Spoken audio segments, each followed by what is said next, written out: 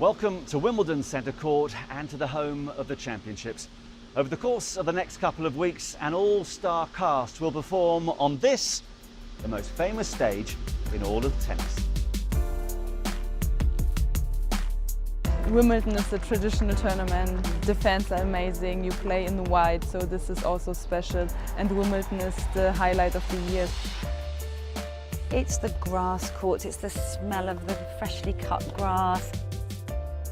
You just feel as players that you're playing in the biggest tournament in the world. It's just a place where every time you go, it feels like it's brand new. Wimbledon is a tournament that, has the most history for us tennis players. Of course, I'm looking for Wimbledon. That's one of my favorite tournaments. I think this is the biggest and best tournament in the world. It's just an incredible, incredible place. While the summer's finale will be played out here, the opening acts of the grass court season have been taking place away from the grounds of the All England Club. Despite the majority of tournaments on the ATP and WTA tours being played on hard or clay courts, the 6-week grass court season holds its own in the calendar, thanks largely to the enduring popularity of Wimbledon. There are 3 critical weeks of preparation ahead of the most famous fortnight in sport, giving players an opportunity to find their form on what remains the most fascinating surface in the game. You have to change completely your style because the clay courts are completely different. Moving on grass, it's not always easy, but this is also always important when you play against the best players. On grass, it's going a little bit faster than clay, and you need to be ready to play. You have to finish the point faster. You cannot just running and sliding like you do on clay. Well, we're going from the slowest surface to the fastest. We're going from the highest bouncing surface to the lowest bounce surface. So, it's the complete opposite. All roads lead back to SW19. As ever, the players and spectators will find the Wimbledon grounds in immaculate condition. One of the wettest Junes on record has certainly helped keep the grass in prime condition. If there's any good news about the rain, it is that right now our courts have hardly been used at all. Even the slightest wear and tear on the courts, there isn't any. So going into the championships, the courts are in excellent condition as always, but they've been played on a little bit less than they would have been. During his 9 years as chairman, Philip Brook has overseen the continued improvement of the All England Club and its championships. This will be his last Wimbledon in that role before he steps down in December. What are your outstanding memories in terms of what you have seen on the courts over the past few years? Court, the highlight would have to be Andy Murray's win in 2013. So that was 77 years, a very long wait for a men's singles champion, and to have that happen on my watch, so to speak, was a huge thrill. Yeah, he's had a huge impact. One of the most significant has been that 3-week gap. He not only had the vision, but also the motivation, the desire to really drive that through, and I think that will be a very important element of his legacy. Wimbledon's latest development is the #1 court project, including a new retractable roof.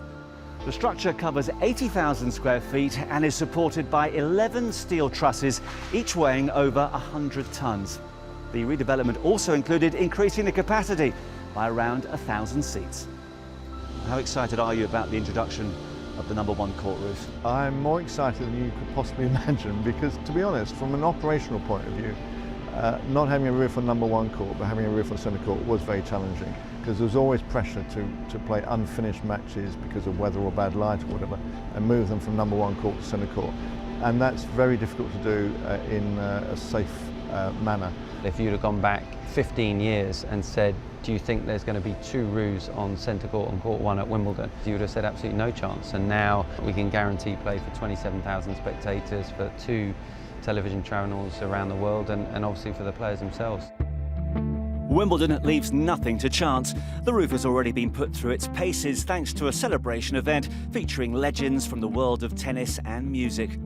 Proceeds went to the Wimbledon Foundation and is designated for a new fund for the homeless. And that's the key part of Wimbledon, isn't it? You never sit still. You're not allowed to sit still and think, OK, we've got the greatest tournament in the world? No, we would never sit still. We don't want to sit still. We are constructively critical of what we do. So we think we run a good tournament, but for sure there's always things you can do better. But also there are big picture strategic moves that we have made and are making to try and keep Wimbledon at the pinnacle of the sport. I must just ask you about one issue that's been prevalent of late, and that is on-court coaching. What does Wimbledon intend to do about that? Well, we're very against allowing coaching during matches. We believe that tennis is a gladiatorial sport, but we think that the sport is significantly diminished if we introduce coaching.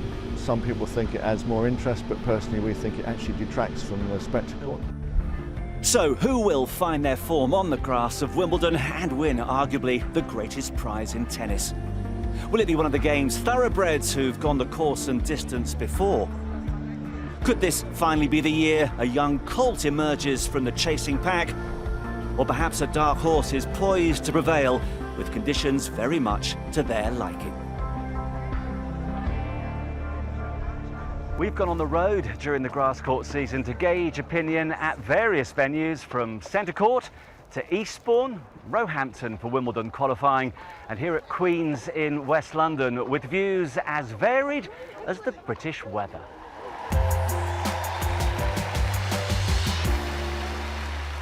You look at the men's draw and you've got Federer, Nadal and Djokovic, and you could make the case for any of the three of them. The pedigree there is incredible. I think we've been very blessed to see these once-in-a-generation kind of players. As tradition dictates, Centre Court will host the first match reserved for the reigning champion of the gentlemen's singles. And that's it. A fourth Wimbledon title for the rejuvenated Serbian Novak Djokovic. Back at the top of the game. That victory 12 months ago was Djokovic's first Grand Slam triumph in 2 years. Success at Flushing Meadows and Melbourne Park followed to take his career tally to 15. A run of 26 consecutive Grand Slam wins was halted by Dominic Thiem at the semi-final stage of the French Open. The only effect it's going to have on his psyche is going to make him more determined, because the only way that he believes he's going to be seen in the same light as Federer and Nadal is that if he gets the same number of majors as them or surpasses them. We saw in Paris the frustration, almost the urgency, the desperation of completing the No-Lay Slam for the second time in his career, and Holdall thought he didn't get that. And he's come out and said, I'm peaking for the slams. Djokovic, certainly not to be underestimated, and right up there with another shot to add a fifth, which would be astounding. I would say Djokovic is the favourite. He's defending champion, he's won 3 of the last 4. He's played at a phenomenally high level. You know, you can't call Novak Djokovic as world #1 and defending champion a dark horse, but I think he's going to come in a little bit under the radar because Federer is who he is. 2019 will see Roger Federer make his 21st appearance at Wimbledon. Few would have believed that over 2 decades after his first championships, the Swiss maestro would be one of the favourites to win his 9th Wimbledon crown. What Federer has been able to do, 8 times a champion, I think every time he steps on those lawns at the All England Club, the feel-good factor for him is so high. On grass is the most likely of him being able to add another Grand Slam title, but then he never ceases to amaze us in any department, to be honest with you. You know, I think a lot of us have learnt never to write Roger Federer off. The longevity of Roger Federer is extraordinary, isn't it? It's absolutely incredible, and the level of his performance when he comes back to Wimbledon and grass courts, he's got as good a chance as anyone. After a 3-year absence, Federer made a return to Roland Garros, eventually losing to Rafael Nadal in the semi-finals. But he returned to winning ways on the grass courts of Halle to claim his 102nd career title. When you talk about him winning one more, people say, well, it'll be Wimbledon. If he wins, it's going to be Wimbledon. He's got 8 there, he's going to add to it there. So he needs a little bit of fortune, a little bit of luck in the early stages of the draw. You wonder if someone with that many titles, that much success, feels the pressure, but they are competitive beasts. They want to win, and they love winning Wimbledon. Rafa Nadal arrives at SW19 off the back of his 12th French Open triumph.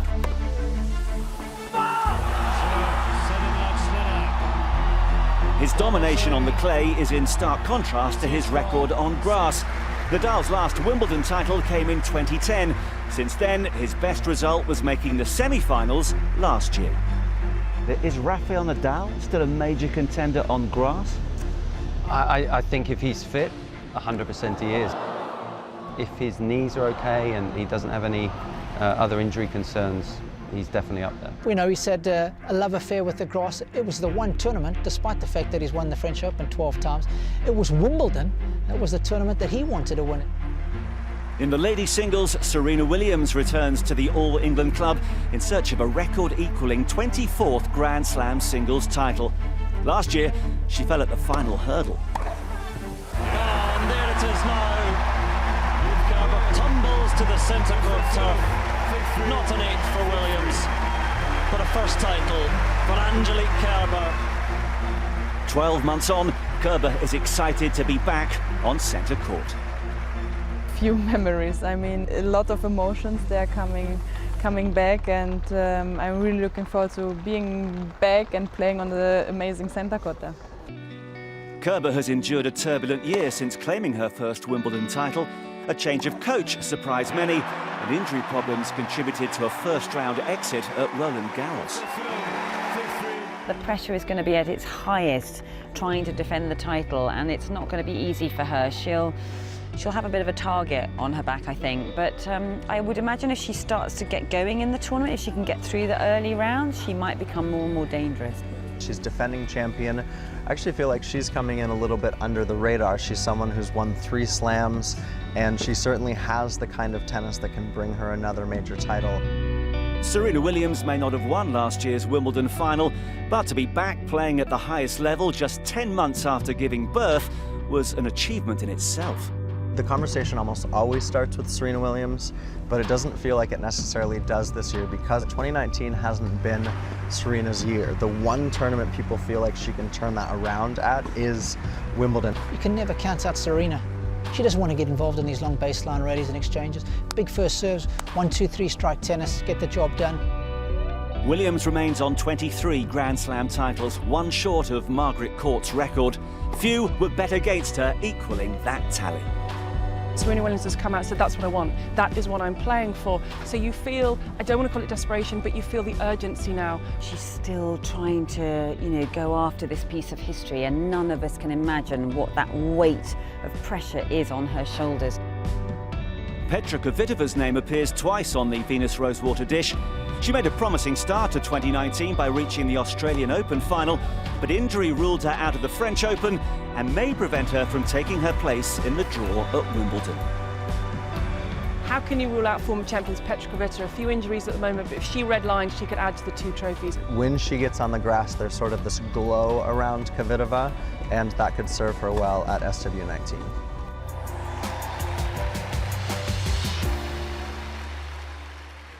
The last time someone other than Roger Federer, Rafael Nadal, Novak Djokovic or Andy Murray won Wimbledon was back in 2002 when Leighton Hewitt triumphed.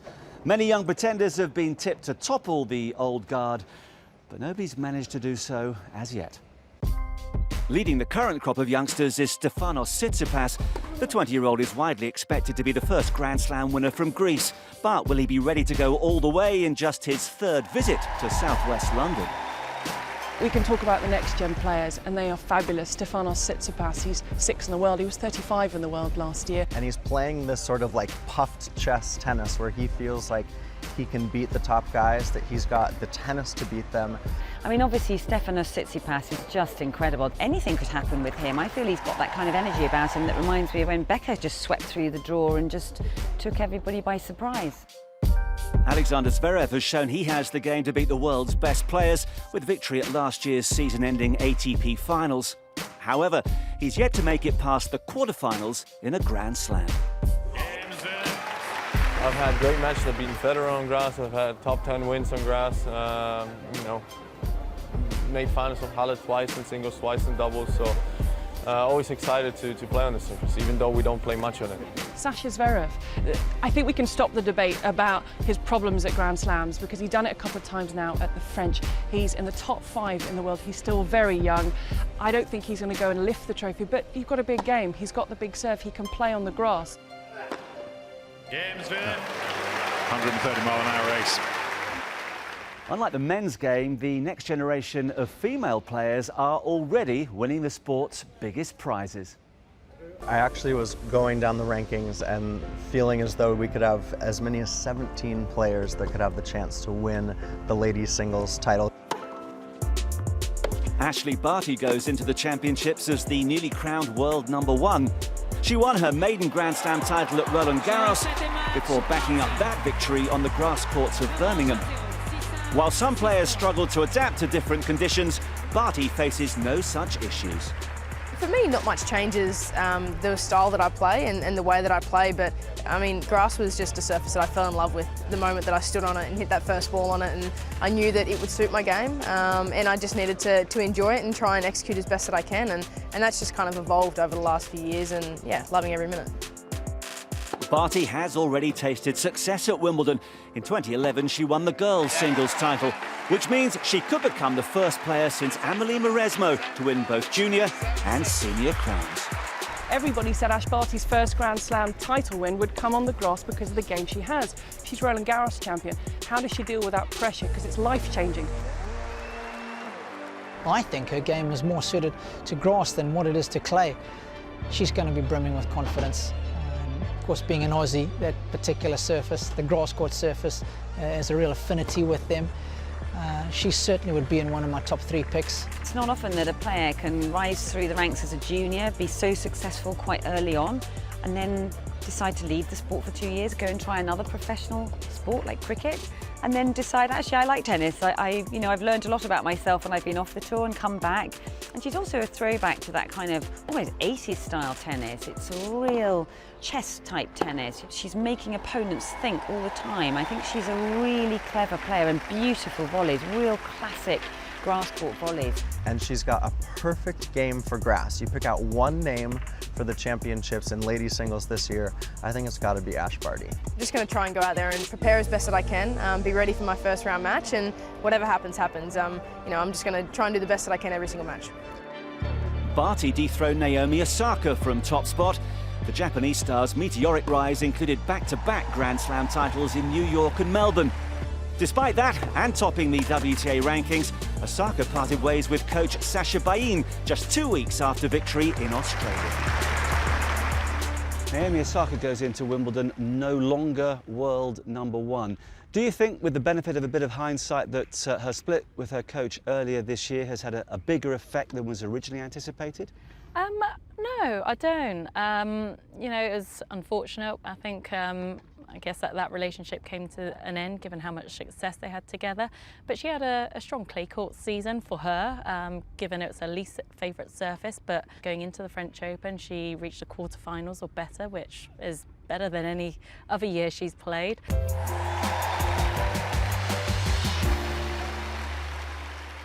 Of course, a player needs plenty of weapons to succeed on the grass courts of Wimbledon, and arguably the most important part of that armoury is the serve. Marin Cilic powered his way to the 2017 final, but only a few men have beaten Roger Federer on centre court. A fully fit Cilic can beat anyone on his day, and there's no doubt the grass courts of Wimbledon are well suited to the Croat's game. On grass, the ball stays low, which in my own case doesn't make me a problem because I'm hitting really well off the ground, and generally I've been returning really well. So all the parts, I think, just in terms of conditions, it suits my game. Milos Raonic also knows how it feels to walk onto centre court come finals day. Unfortunately, he ran into the home favourite in 2016. Injury problems have plagued the big-hitting Canadian, but he remains a player others will want to avoid. The last 10 Grand Slam titles in the men's game have been shared by 3 players. Over the same period, in the women's game, 9 different names have been engraved on the sport's biggest trophies. And in truth, it's anyone's guess as to who'll be lifting the Venus Rosewater dish come the end of the fortnight. Garbina Muguruza will return to the All England club with mixed emotions. Victory in 2017 and a final appearance in 2015 suggests she is comfortable on grass. However, in her 4 other appearances, she's failed to make it past the second round. Simona Halep has been a regular fixture at the top of the WTA rankings in recent years, but still only has 1 Grand Slam title to her name. She struggled to convert her form on the clay of Paris to the grass of Wimbledon. I said that this year I won't have expectations from myself about the result. My expectations are about my attitude and about how good I am every day on court. So I'm working on that, and if the result comes, then it's a bonus. And every year I won matches on grass, but it's always tough, even on clay, even on hard court or grass court. So I will take match by match and day by day. Johanna Konta made the semi-finals at Roland Garros, having never previously won there. Despite early exits in Birmingham and Eastbourne, the prospect of a first female British Grand Slam winner in 42 years is still realistic. Well, as a Brit, I'm fully behind Johanna Konta. She's had a fabulous year. She's very much capable of playing well on grass. She's shown that in the past. So, she knows what she's doing on a grass court. She's got that brash game where she's really aggressive. She hits hard from the baseline. That's the kind of tennis where she takes time away from her opponents that can really work well on the grass. Dmitry Zaviolov is her coach that she's been working with through this year, former coach of Stan Wawrinka. He is so experienced. He seems to have let her be herself.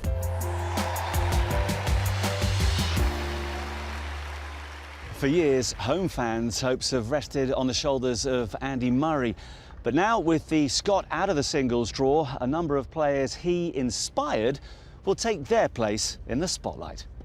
Wimbledon is the most prestigious tournament in the world, and to be playing on home turf, that's a big thing where you have your friends and family and plenty of fans supporting you. Kyle Edmund in his biggest match at Wimbledon. When you walk out in centre court, for me anyway, you realise where you are, how much history is. You think of matches like legendary matches, epic matches in finals like your Macca and Borgs and so on. That's a lot of history has taken place on that court, and then you must have the honour of playing on it. The qualifying event was held at Roehampton, where 256 players competed for 32 spots in the singles draws. American Corrie Goff sealed her place in the ladies' singles with victory over Belgium's Greet Minem. The 15-year-old will become the youngest player to compete in the main draw since the start of the Open era. Novak Djokovic will open up play on centre court against Philip KOHLSCHREIBER. Rafa Nadal takes on Japan's Yuichi Sugita, while Roger Federer begins his campaign for a 9th Wimbledon title by locking horns with Lloyd Harris. Angelique Kerber starts her defence against Tatiana Maria.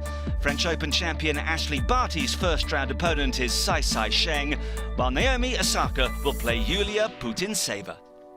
Now, one thing is certain, the doubles will enjoy an even higher profile than usual with the return of a former world #1 singles player. In the gentlemen's doubles, Mike Bryan will be reunited with twin Bob, who sat out last year's championship with a hip injury. He watched on as his brother was victorious with compatriot Jack Sock. Jamie Murray will be teaming up with fellow Brit Neil Skupski in search of a first Wimbledon men's doubles victory to go with his 2 mixed doubles titles. Intriguingly, he could find himself on the other side of the net to his brother. Andy Murray made a successful return from career-saving hip surgery by winning the doubles with Feliciano Lopez at Queen's. He'll be partnering 2016 Wimbledon champion Pierre-Hugues Herbert.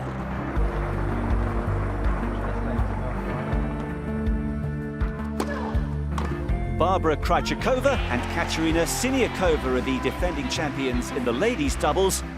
Timea Babos and Kristina Mladenovic will be the #1 seeds, having cemented their place at the top of the doubles rankings with victory in Roland Garros. In the wheelchair gentlemen's singles, Stefan Olsson has his sights set on a 3rd consecutive Wimbledon title. His main rivals include home favourites Alfie Hewitt and Gordon Reid. The British pair were victorious in last year's doubles. Since then, Hewitt has gone on to win the singles at the US Open, while Reid was victorious in Paris. Didi de Groot will once again be the woman to beat in the wheelchair ladies singles. She currently holds all 4 Grand Slam titles, as well as partnering Yui Kamiji to victory in 2018. After the success of last year's exhibition match, quad wheelchair singles and doubles have been added to the programme for the first time. 6-1, 6-4. And a final simple question for an expert such as yourself. You've never said that before. Just tell us who the 2 champions in the singles are going to be. Men's singles champion will be Novak Djokovic, Serena Williams. I'm actually going to go with Rafael Nadal and Ash Barty. Roger Federer will win his 9th title. He's had the perfect grass preparation. I'm going to vote with confidence, capital C confidence, Ash Barty. Novak Djokovic is going to be able to take the title there. And I'm going with Ash Barty to do the double, French and Wimbledon in the same year. So the stage is set, the players are primed. It's time to sit back and find out who will triumph at the climax of the grass court season on the most hallowed turf in the game.